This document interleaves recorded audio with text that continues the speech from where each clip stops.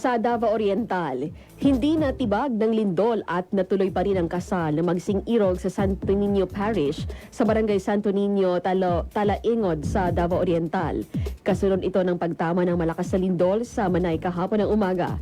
Sinabi ng kapatid ng groom na isinagawa na lang ang seremonya sa labas ng simbahan.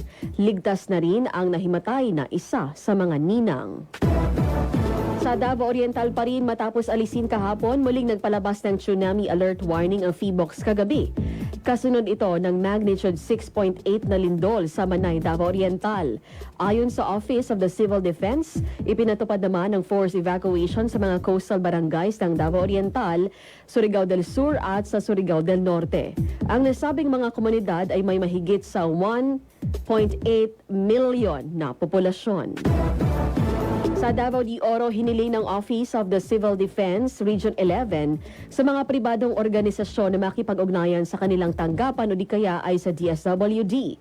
Layo nitong matiyak ang maayos na pamamahagi ng tulong sa mga nasabing o sa mga nangangailangan. Ayon kay OCD 11 Information Officer Ezra James Fernandez, mas alam kasi nila ang kalagayan na sa field at kung sino at kung saan ang mas matinding tinamaan ng sakuna.